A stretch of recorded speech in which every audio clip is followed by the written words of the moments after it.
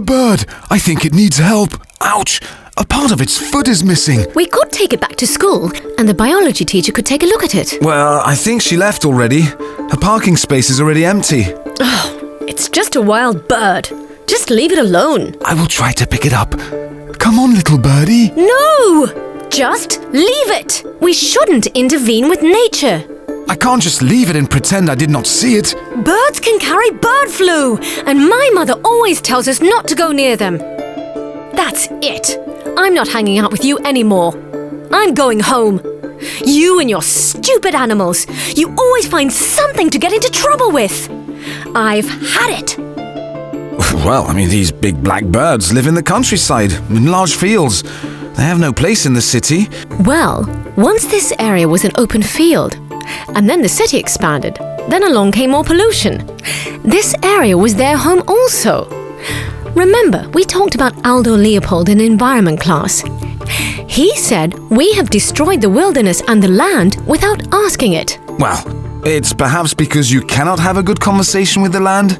Well, believe me, I've tried last time when I fell on a pile of dirt with my mountain bike.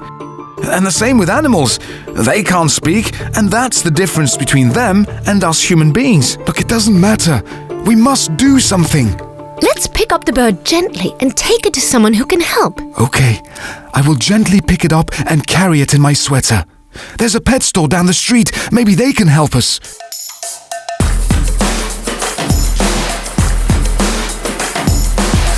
Hey, what are you doing with the bird? Are you going to eat it? Oh, yo, your mother's a vegetarian, right? Then you're sure one as well. Hey, someday you'll turn into monkeys. Or sheep. They only eat grass. Just ignore him. Come on, let's just go on. But perhaps there is a point. There are wild animals and there are pets. And wild birds are not pets, and we're not obliged to take care of them. I mean, we don't interfere when a lion wants to eat a gazelle, right? They're on their own. I just want to help this bird and not all other animals. Okay, yeah, but it's just a bird. I mean, a dog could at least bring you your slippers in the morning and bark at the intruders. And a cat, cats, really don't do nothing. But at least they're cute. This reminds me of a story my great-grandfather told me. During the war, he had to hide from the Nazis, and he lived in a really tiny room in the attic of a large apartment building. Like a closet than a proper room.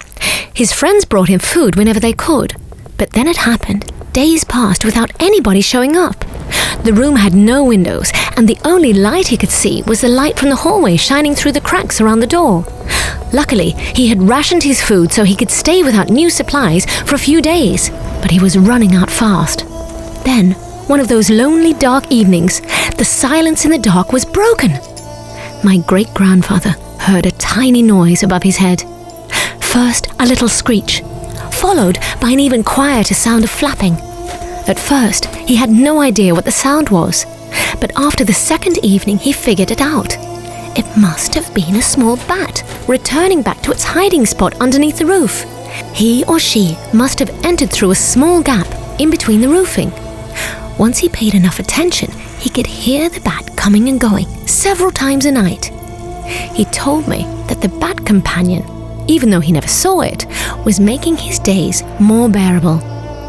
He always said that it was the bat that kept him alive while he didn't have supplies for almost 2 weeks, and that he waited late every night to wish good luck to the bat in hunting insects.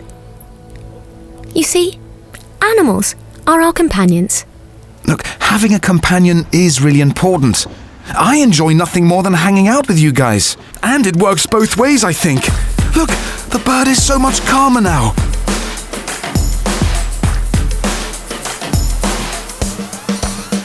No. Don't bring this inside.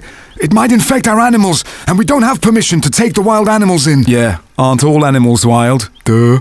Hey, don't be smart now. But surely you must know somebody who can help the bird. It's injured and needs a bit of care. Okay. I will call the vet that works with us and see what she can do. Just stay outside and try to keep the bird in the shade. It's nice here amongst all these trees. They are also a home of sorts. Just look around. We're almost in the middle of the city, and there are so many animals and plants here. I heard that in Sri Lanka there is a big fig tree that was planted 300 years before Christ, which means that it is now 2,300 years old. Imagine feeding and cooling generation after generation of children. Well, I have to admit that I like the cool air of the shade in these trees. It's like free air conditioning. I hope this birdie will be okay and that it will be able to fly again. And I wish Lindsay was here. You can call or message her. I can try. Well, what did you type? I told her that we are sharing the planet anyway. So why not share this park bench too?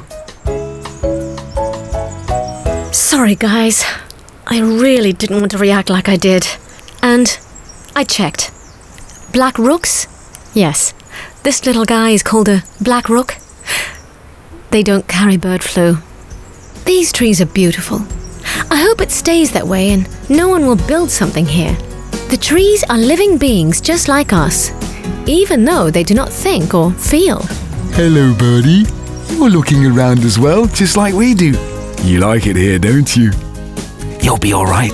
The vet's coming soon.